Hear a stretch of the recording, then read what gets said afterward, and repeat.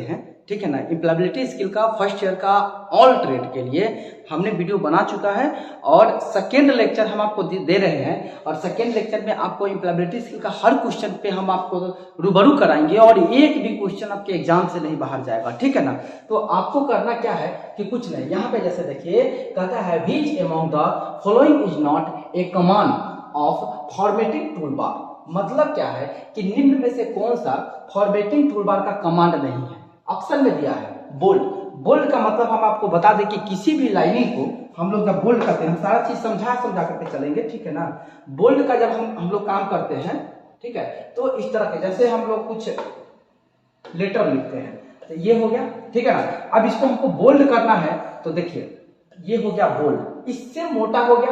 तो बोल्ड जो लाइन करता है, जो हम लोग टाइपिंग करते हैं, जैसे फोन में भी देखते हैं बोल्ड होता है, इटालिक आता है, तो वो उस टाइप का जो भी आपको दिखता है तो वो बोल्ड होता है। तो वो ये फॉर्मेटिंग टूल बार का कमांड नहीं है। आगे चलिए इटालिक, ये भी दोनों फॉर्मेट मतलब दोनों सिमिलर है। फ्रंट कलर और मतलब फ्रंट कलर मतलब क्या है कि कलर को फ्रंट का जो भी है उसको एक बार सेटअप मतलब उसको पकड़ के उसको पूरा मतलब मार्किंग करके उसको कलर कर देना, वो भी नहीं है। मतलब कट करके गैप कर देना, मतलब कट करके कहीं से हटा करके पेस्ट कर देना, वो आपका हो सकता है कि टूल बार का कमांड नहीं है। ये तीनों मतलब बोल्ड करना, इटालिक करना, फॉर्म कलर, मतलब सबसे बड़ा चीज है कि एलिमिनेट करके भी आप आंसर को पकड़ सकते हैं। ये तीनों सेम है और सेम ऐसे सीरीज में काम होता है, जैसे बोल्ड हो गया, इटालिक करना है या फ्रंट कलर को चेंज करना है, ये तीनों एक सीरीज में आता है।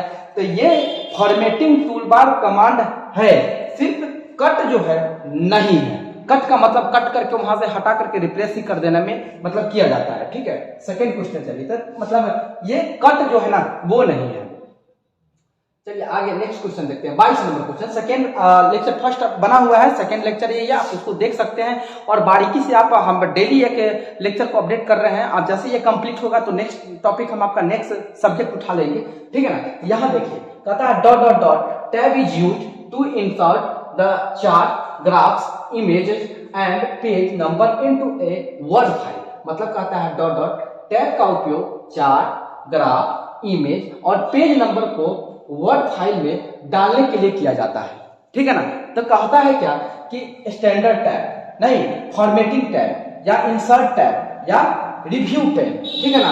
तो रिव्यू टैब के लिए जो कह रहा है तो आप यहाँ पे देखिए स्टैंडर्ड टैब जो है वो आपका बिल्कुल नहीं हो सकता है, फॉर्मेटिंग टैब भी नहीं हो सकता है, रिव्यू नहीं होता, आपका इंसर्ट टैब हो सकता है, ठीक है ना। इंसर्ट टैब इसमें आप लगा सकते हैं, बिल्कुल इसमें कोई दुमत नहीं है। आगे देखिए, आगे कहता है in MS Word to close the document which shortcut and combination is used. मतलब कहता है एमएस वर्ड में डॉक्यूमेंट को बंद करने के लिए, एमएस वर्ड जैसे आप कंप्यूटर में एमएस वर्ड पे काम करते हैं तो जो आप डॉक्यूमेंट्री जो खोलते हैं, जो डॉक्यूमेंट खोलते हैं उसको डायरेक्ट बंद करने के लिए किस शॉर्टकट संयोजन का उपयोग किया जाता है। तो Alt प्लस F4 जो होता है, अब जैसे हम आपको बता दें कि ऊपर में जैसे जो कीबोर्ड होता है, ये कीबोर्ड जैसे हो गया, ठीक है ना।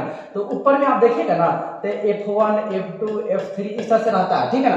तो अब वही चीज को कह रहा है यहाँ पे, कह रहा है यहाँ पे देखिए यहाँ F4 भी दिया हुआ है। तो कहता है संयोजन का उपयोग किया जाता है, मतलब Alt प्लस मतलब Alt को और Alt को जैसे F4 पर क्लिक कीजिएगा तो वहां से क्या होगा कि वो डायरेक्ट बंद हो जाएगा, वो क्लियर बंद हो जाएगा, ठीक है ना। तो याद रखिएगा Alt प्लस F4, ठीक है, Alt प्लस F4। कुछ क्वेश्चन है कि आपको रखना पड़ेगा माइंड सेट करके, कुछ इलिमिनेट करके हटा। सारा क्वेश्चन का तरीका हम बताते हैं, एक इलिमिनेट करके बना सकते हैं और दूसरा का ऑन द स्पॉट बना सकते हैं, या आप उसको याद करके रख सकते हैं, जो आपको ज्यादा क्रिटिकल लगता है उसको आप याद करके रख सकते हैं। तो यहाँ पे देखिए फिर कहता है in MS Word the which नहीं, in MS Word the when you open a new blank document the cursor and appear on the dot dot dot corner of the page. मतलब एमएस वर्ड में जब आप एक नया नहीं दस्तावेज खोलते हैं तो कर्सर पृष्ठ के डॉट डॉट कोने पर दिखाई देता है। मतलब क्या है,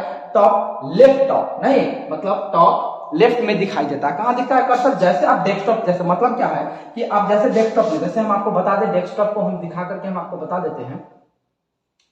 जैसे आप यहाँ पे डेस्कटॉप खोलिएगा, रुकिए यहाँ पे हम आपको बताते हैं।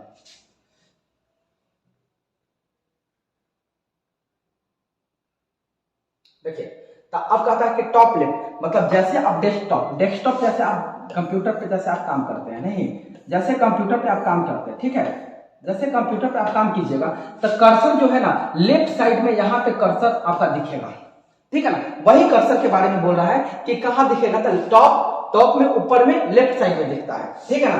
तो क्लियर हो गया होगा मेरे ख्याल से। कर्सर जो होता है वो जो एरो जो चलता है ना वही कर्सर है। आगे चलिए, फिर यहाँ पे देखिए, फिर कहता है डॉट डॉट डॉट उपयोगकर्ता को दूसरे के साथ संयोजन में उपयोग किए जाने पर आप मतलब अपर केस अक्षरों या वर्णों को हम टाइप करने देते हैं। मतलब क्या है, कहता है शिफ्ट के साथ नहीं, शिफ्ट के साथ शिफ्ट और कैप्स लॉक कीजिएगा ना तो कैपिटल हो जाएगा लेटर, शिफ्ट और मतलब कैप्स लॉक को फिर क्लिक कीजिएगा डबल बार तो वो स्मॉल हो जाता है। तो वो आप याद रखिएगा कि शिफ्ट वाला जो बटन होता है उसका हम लोग उपयोग करके क्या करते हैं, कैप्स लॉक में या स्मॉल लॉक में हम लोग कन्वर्ट कर लेते हैं, ठीक है ना। आगे चलिए, बिल्कुल ICTSM वाले भी आप इसको बारीकी से अपडेट कर सकते हैं, ठीक है ना, क्योंकि एम्प्लॉयबिलिटी का कुछ क्वेश्चन उसी से मिलता जुलता है। आगे चलिए, इंडिकेट देखिए यहाँ पे इंगित करता है, डॉट डॉट डॉट इंगित करता है कि कोई पृष्ठ पर टेक्स्ट कहाँ दर्ज कर सकता है। तो कर्सर से हम दर्ज कर सकते हैं कि टेक्स्ट कहाँ पे किसको पढ़ना है। यदि कोई चीज हमको पढ़ना है सिस्टम पे तो हम लोग पढ़ते हैं तो क्या उस पर उंगली थोड़ी रखते हैं, कर्सर को चलाते हैं, कर्सर को चलाते हैं, ठीक है ना। तो वही चीज कह रहा है कि कर्सर ही इसमें होगा, ठीक है। आगे चलिए,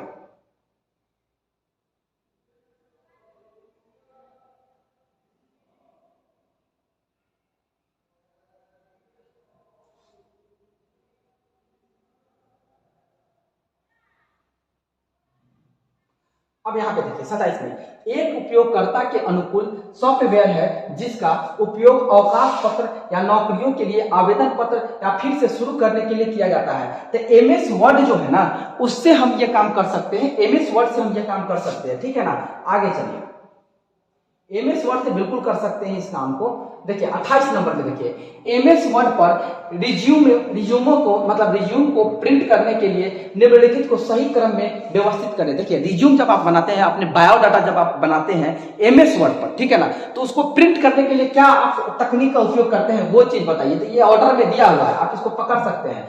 तो ऑर्डर देखिए CAB होगा, तो C में क्या कह रहा है, कहता है कि वह दस्तावेज खोलो जिसे आप प्रिंट करना चाहते हैं। जैसे आप कंप्यूटर पे जाते हैं, आप उस दस्तावेज को ले लेते हैं, जैसे आप 50 डॉक्यूमेंट है, ठीक है ना, और आपको प्रिंट करना है किसी एक पेज को, तो आप क्या कीजिए, फ्रंट में आप उस पेज को लाइए और उसको करंट पेज पे क्लिक करके तब उसको प्रिंट कीजिएगा तो निकल सकता है।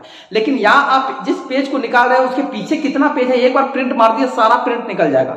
इसलिए वहां पे कहता है क्या कि सबसे पहले वह दस्तावेज खोले जिसे आप प्रिंट करना चाहते हैं, उस दस्तावेज को लाइए अपने फ्रंट पे, अपने डेस्कटॉप पे, जिसको आपको प्रिंट करना है। सेकंड नंबर ए में कहता है क्या कि Ctrl+P पर क्लिक कीजिए, ठीक। उसके बाद बी में कहता है क्या कि उन पृष्ठों की संख्या चुने जिन्हें आप प्रिंट करना चाहते हैं। तो याद कीजिए, तो उसमें संख्या रहता है कि 5 नंबर वाला प्रिंट करना है कि 10 नंबर वाला प्रिंट करना है, उस संख्या को डाल दीजिए, मार दीजिए प्रिंट, आपका वो पेज निकल करके आ जाएगा, ठीक है ना। तो वही चीज यहाँ पे कह रहा है, ठीक है ना। आगे चलिए, फिर देखिए 29 में क्या कह रहा है कि आपके रिज्यूम में नहीं मुख्य शीर्षकों को रेखांकित करने के लिए किस शॉर्टकट कुंजी का उपयोग किया जाता है। तो Ctrl+Caps-U का जैसा प्रयोग कीजिएगा तो वो हो जाएगा Ctrl+Caps-U शॉर्टकट का, ठीक है। आगे चलिए, फिर देखिए किस फंक्शन की से आप किसी फाइल का नाम बदल सकते हैं। तो F2 जो है ना उससे आपका डायरेक्ट फाइल का नाम F2 जो आप हमेशा ऊपर में चलते ऊपर में जो की भैया यहाँ पे देखिए F2 है ना, उससे आप क्लिक करके ना आप वहां पे आप रिज्यूम करके उसको हटा करके फिर अपना नया फाइल नेम रख सकते हैं। चलिए आगे चलिए, ध्यान से पढ़िएगा इसको बारीकी से, एक बार दो बार पढ़िएगा तो सारा क्लियर हो जाएगा। कहता है क्या, तो find the missing word in the sequence, अनुक्रम में लुप्त शब्द ज्ञात कीजिए। तो कहता है लुप्त शब्द कौन है, तो पैराग्राफ है। यहाँ पे देखिए ए में कह रहा है तो click on the home tab, मतलब होम टैब पर क्लिक करें या सिलेक्ट डॉट ग्रुप या समूह का चयन करें, अथवा सेलेक्ट लेफ्ट एलिमेंट या अलाइनमेंट कर रहा है या फ्रंट या क्लिपबोर्ड या पैराग्राफ या स्टाइल्स। तो पैराग्राफ जो है ना वो आपका इंपॉर्टेंट है यहाँ पे। आगे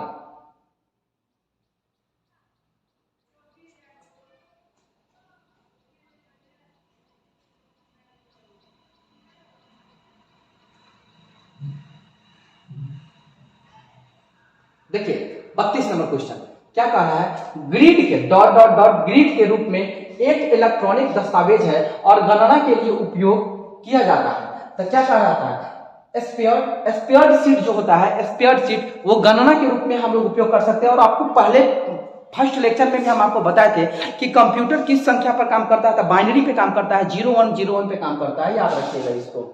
आगे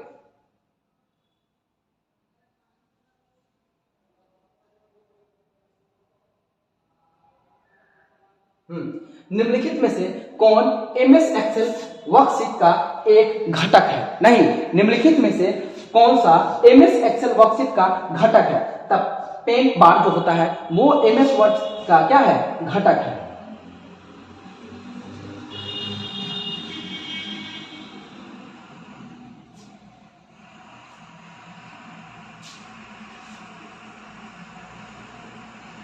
ठीक है ना, चलिए आगे।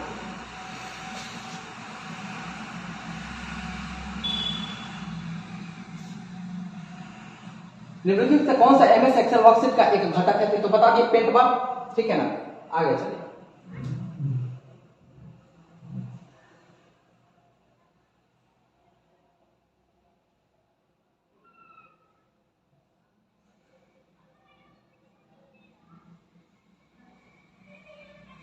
कहता है कि डॉट डॉट में एक या अधिक कार्य पत्रक होते हैं। तो वर्कबुक जो होता है ना उसमें एक या एक से अधिक कार्य पत्रक होते हैं। आगे फिर कहता है निम्नलिखित में से कौन सा सही सेल पता है? तो G16 जो होता है ना सही सेल होता है। चलिए आगे फिर कहता है कि सेल एड्रेस सेल के डॉट डॉट और डॉट डॉट का एक संयोजन है। कहता है कि a row name and the column number, पंक्ति का नाम और क्या है कॉलम संख्या क्या है? The column name and row number, column का नाम और क्या है पंक्ति संख्या है। मतलब रो मतलब कहते हैं रो और सॉरी कॉलम और रो ये होता है हॉरिजॉन्टल और वर्टिकल क्या होता है कॉलम होता है। तो वो चीज को कह रहा है कि ये हमारा क्या है कॉलम एंड रो क्या है, मतलब ये हमारा क्या है कॉलम क्या कहता है। यहाँ पे देखिए ये क्वेश्चन देखिए कि सेल एड्रेस के लिए नहीं, सेल एड्रेस के लिए सेल के ये कॉलम और रो का एक संयोजन होता है, ठीक है ना। फिर चलिए फिर कहता है कौन सा शॉर्टकट संयोजन एक्सेल सीट को प्रिंट करता है? देखिए कहता है कौन सा शॉर्टकट संयोजन एक्सेल सीट को, पर शॉर्टकट कहने का मतलब समझिए क्या होता है कि शॉर्टकट कहने का मतलब है कि बिन कुछ ज्यादा तीम ताम करने हम डायरेक्ट प्रिंट करना चाहते हैं उसको हम अपडेट कर सके, ठीक है ना, बिना ज्यादा मेहनत किए। तो Ctrl+P मारिएगा तो आ जाएगा, ठीक है ना। उसके बाद कहता है कि एक्सेल में किसी भी फॉर्मूले को दर्ज करने के लिए, ठीक है ना, किस चिन्ह का प्रयोग किया जाता है? तो किसी भी फॉर्मूले को दर्ज करने के लिए मतलब डी नंबर ऑप्शन सही है, इक्वल का जो है ना सिंबल वो सही है, इक्वल आप कीजिएगा तो वो आ जाएगा। फिर देखिए डॉट डॉट डॉट फंक्शन उपयोगकर्ता को ऑडिशन ऑपरेशन करने की क्या है अनुमति नहीं देती है। तो सम जो होता है ना ऑपरेशन अनुमति मतलब ऑपरेशन उपयोगकर्ता को ऑडिशन करने के लिए अनुमति नहीं देती है।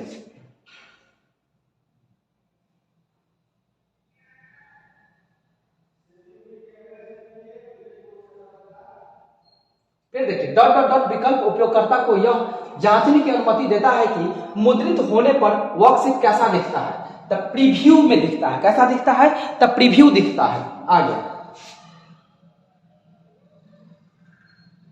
फिर देखिए MS एक्सेल कार्य पुस्तिकाएं डिफॉल्ट रूप से डॉट डॉट एक्सटेंशन के क्या है साथ सहेजी जाती है। तो कहता है एक्सेल जो होता है ना वो आपका सहेजी जाती है। बहुत सारा कुछ है कि जो आपको जब ज्यादा क्लियर नहीं हो रहा है उसको अपडेट कर लीजिएगा। और ये सब तो हर चीज में आ रहा है, उसको आप अपडेट करके रखिए। Ctrl+A सेलेक्ट ऑल होता है, Ctrl+B बोल्ड कर देते हैं, Ctrl+C प्रिंट कॉपी करते हैं, Ctrl+P क्या है प्रिंट के लिए हम लोग खोलते हैं, Ctrl+R align the line text to right of the screen के लिए करते हैं, Ctrl+S save the open document करते हैं, Ctrl+T create hanging the incident के लिए करते हैं, Ctrl+U underline the selected text के लिए करते हैं, Ctrl+V पेस्ट के लिए और Ctrl+W close the currently documented, Ctrl+X cut select the text, ठीक है ना। तो ये सारा चीजें आपको पता होना ही चाहिए। तो Ctrl+X Ctrl+V हमारा क्या है ये हमको बताता है कि एक सेल की सामग्री को दूसरे सेल में काटने और क्या है चिपकाने के लिए किस शॉर्टकट संयोजन का उपयोग किया जाता है। तो कहता है कि Ctrl+X और Ctrl+V का प्रयोग किया जाता है। फिर देखिए यहाँ पे कहता है डॉट डॉट कंप्यूटर नेटवर्क की एक विश्वव्यापी प्रणाली है। तो क्या है इंटरनेट जो है ना ठीक है ना। इंटरनेट कंप्यूटर नेटवर्क की एक विश्वव्यापी प्रणाली है। आगे चलिए, कहता है एक वायरलेस तकनीक जो लैपटॉप को इंटरनेट से जोड़ती है। तो क्या है? वाईफाई। जो आप वाईफाई यूज करते हैं, डायरेक्ट वाईफाई ऑन कीजिए, आपको इंटरनेट से जोड़ देगी, ठीक है ना। पासवर्ड भी लोग लगा करके रखता है, ठीक है ना। ये सब क्वेश्चन आपसे छूटने वाला नहीं है, सारा बना के आइएगा आप लोग। ये यदि क्वेश्चन करे ऐसा ऐसा तो आप बना करके आइएगा।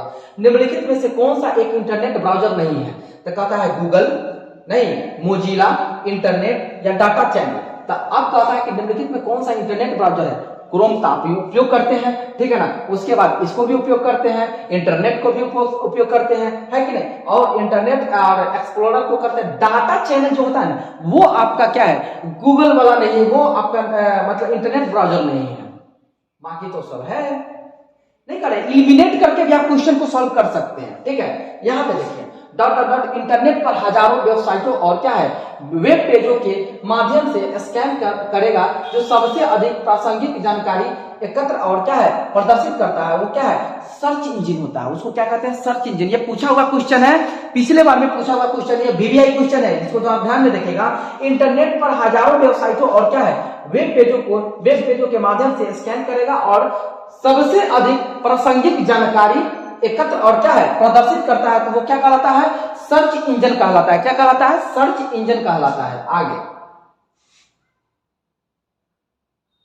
डॉट ऐसे शब्द हैं जो इंटरनेट पर हम जो खोज रहे हैं उसे खोजने में हमारी क्या होती है? सहायता करते हैं। तो कीवर्ड्स जो होता है ना, वो कीवर्ड जो होता है ऐसे शब्द हैं जो इंटरनेट पर हम जो खोज रहे हैं उसे हम खोजने में हमारी सहायता करती है। तो क्या है? कीवर्ड, ठीक है ना। कीवर्ड होना चाहिए। जैसे हम लोग जानते हैं ना, जैसे यूट्यूब पे हम लोग जैसे वीडियो भी बना रहे हैं, तो कीवर्ड जैसे डालिएगा ना, कीवर्ड सेलेक्ट करने का मतलब होता है कि हमारा वीडियो जो है ना सर्चिंग में है, ठीक है ना, वही कीवर्ड है। चलिए फिर देखिए, कहता है कि जब आप वेबसाइट खोज रहे होते हो तो आपको पता कहां टाइप करते हैं, मतलब जो एड्रेस आप टाइप करते हैं तो कहां टाइप करते हैं? तो एड्रेस बार में हम लोग टाइप करते हैं। जैसे हम लोग गूगल वाला खोलते हैं तो गूगल में हम लोग लिखते हैं ना क्या चीज खोलना है। तो जैसे हमको ताजमहल को दिखना है तो द ताजमहल लिखते हैं, जैसे तो ताजमहल का आ जाता है हर चीज डाटा, ठीक है ना। या इंफॉर्मेशन ऑफ द ताजमहल आ जाता है। यहां पे देखिए, और आगे देखते हैं हम लोग 49 नंबर में क्या कहता है? कहता है कि नया पासवर्ड सेट करते समय निम्नलिखित में से किसका पालन किया जाना जरूरी है? तो कहता है क्या कि पासवर्ड अक्षरों, संख्या और प्रतीकों का संयोजन होना जरूरी है। कि आप जो पासवर्ड डाल रहे हैं, पासवर्ड बना रहे हैं, तो उसमें उसका जो क्या अक्षर डाल रहे हैं, क्या डिजिट डाल रहे हैं, कौन सा सिंबल डाल रहे हैं, उसको थोड़ा ध्यान में रखना जरूरी होता है। आगे देखिए, यहां कहता है कि विंडोज में आप संयोजन कुंजियों का नहीं, कहता है विंडोज में आप संयोजन कुंजियों को दबाकर अपने कंप्यूटर को लॉक कर सकते हैं। तो कंट्रोल शिफ्ट और डेल को जैसे आप क्लिक कीजिएगा तो वो आपका क्या है? विंडोज लॉक हो जाएगा, ठीक है ना। विंडोज कंट्रोल शिफ्ट और क्या है? कंट्रोल शिफ्ट और विंडोज, कंट्रोल शिफ्ट और डेल को जैसे आप क्लिक कीजिएगा तो वो लॉक हो जाएगा। याद रखिएगा CSD को आप शॉर्ट नेम में आप रख सकते हैं, इसको दिमाग में CSD, कंट्रोल नहीं शिफ्ट और डेल, ठीक है। आगे चलिए, आपके कंप्यूटर पर स्थापित साइफरवेयर नहीं प्रोग्राम को हटा देता है और उन्हें स्थापित करने से रोका जा सकता है। तो एंटी सॉफ्टवेयर जो होता है वही कर सकता है ये काम। कुछ क्वेश्चन है जो आपको रट्टा रखना ही पड़ेगा, ठीक है ना। तो ये आपका 2 क्लास कंप्लीट हो गया और तीसरा क्लास आपको मिलेगा।